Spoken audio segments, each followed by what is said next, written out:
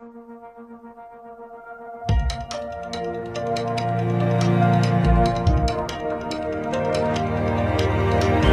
Everyone, welcome to the learning loop online educational platform. Student, आज हम अपने maths की मल्टीप्लिकेशन की सीरीज में नंबर 11 की बात करने वाले हैं कि अगर कोई संख्या आपके सामने हो जो 2 डिजिट की हो, 3 डिजिट की हो या 4 डिजिट की संख्या हो, ठीक है, हम अगर उस संख्या को 11 से मल्टीप्लाई करते हैं तो हम उसको लॉजिकली कैसे जल्दी से परफॉर्म कर सकते हैं या उसका आंसर निकाल सकते हैं। तो आइए, मैंने कुछ नंबर यहां पर लिए हैं। सबसे पहले एक छोटी संख्या हम लेते हैं 23, ठीक है।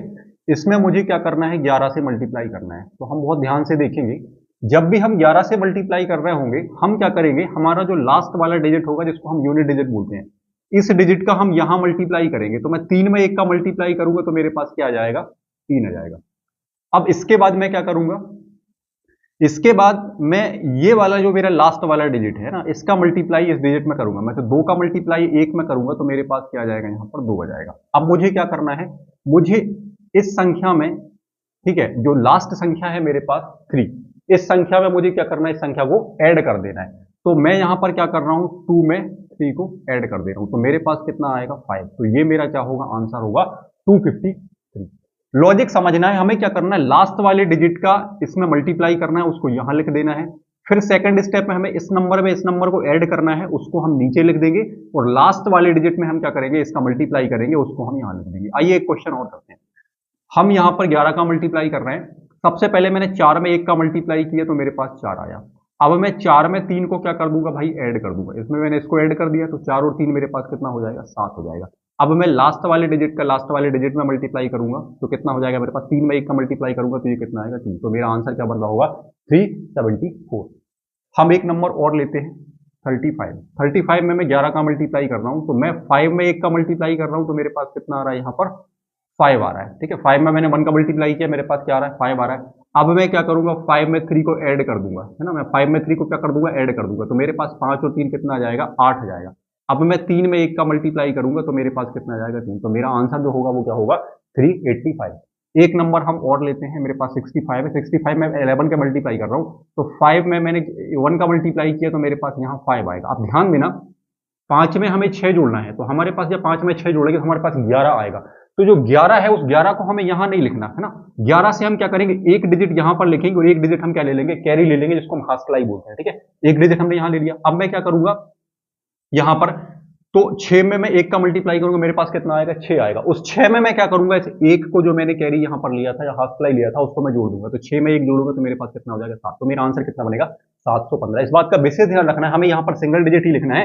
अगला डिजिट जो हमारे पास होगा उसको हम क्या कर देंगे, कैरी फॉरवर्ड कर देंगे, वो डिजिट आगे जाएगा। तो ये हमने 2 डिजिट वाले नंबर देखे हैं सारे। अब हम 3 डिजिट वाले नंबर की बात करते हैं, है ना।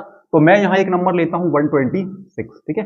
एक नंबर मैंने 126 लिया, इसमें मैं क्या कर रहा हूं, 11 का मल्टीप्लाई कर रहा हूं। अब ध्यान से देखेंगे, लास्ट डिजिट मेरे पास जो 6 है, मैंने इसमें 1 का मल्टीप्लाई किया तो मेरे पास कितना आएगा, 6 आएगा। अब ध्यान देना, ये मेरे पास कितना है, 6। 6 में मैंने 2 को जोड़ा तो मेरे पास कितना बन जाएगा, यहां पर 8 बन जाएगा। 6 में जब मैं 2 को जोड़ूंगा मेरे पास कितना बन जाएगा, 8 बन जाएगा। 8 को मैं एज इट इज यहां लिख दूंगा।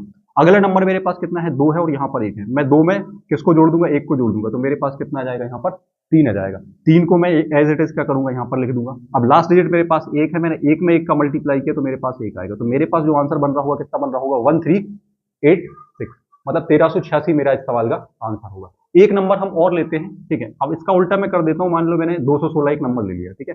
अब मैं इसमें 11 का मल्टीप्लाई कर रहा हूं। प्रोसेस ध्यान से देखिएगा, लास्ट डिजिट हमें यहां से अपना कैलकुलेशन स्टार्ट करना है। तो लास्ट डिजिट का मैंने लास्ट डिजिट को मल्टीप्लाई किया, मेरे पास कितना आएगा, 6 आएगा, ठीक है। अब मैं 6 में 1 को ऐड कर दूंगा तो मेरे पास कितना आ जाएगा सर, 7 आ जाएगा। ये 7 आ गया, ठीक है। अब इस डिजिट में मैं इस डिजिट को ऐड कर दूंगा तो 2 और 1 मेरे पास कितना हो जाएगा, ये 3 हो जाएगा, ठीक है। और लास्ट में मुझे क्या करना है, लास्ट डिजिट का मल्टीप्लाई करना। 2 में 1 का मल्टीप्लाई करूंगा तो मेरे पास कितना आएगा, तो 2376 मेरे पास क्या होगा, इस सवाल का आंसर होगा। एक क्वेश्चन हम और लेते हैं, हमारे पास एक संख्या है 318, ठीक है। इसमें मैं 11 का मल्टीप्लाई कर रहा हूं। ध्यान से देखेंगे, हमें यहां से मल्टीप्लिकेशन करना है। 8 में मैंने सबसे पहले 1 का मल्टीप्लाई किया तो मेरे पास 8 आएगा। अब 8 में मैं क्या करूंगा, इस 1 को ऐड कर दूंगा। तो 8 में जब मैं 1 को ऐड करूंगा तो मेरे पास कितना आएगा, 9। सिंगल डिजिट है, मैं यहां पर लिख सकता हूं। अगर डबल डिजिट मेरे पास हो गए तो मैं एक डिजिट यहां लिखूंगा, दूसरा डिजिट क्या हो जाएगा, कैरी फॉरवर्ड आगे ऐड हो जाएगा। अब इसके बाद मैं इस नंबर को ऐड करूंगा, ठीक है। तो 3 और 1 मेरे पास कितना हो जाएगा, यहाँ पर 4 हो जाएगा, ठीक है।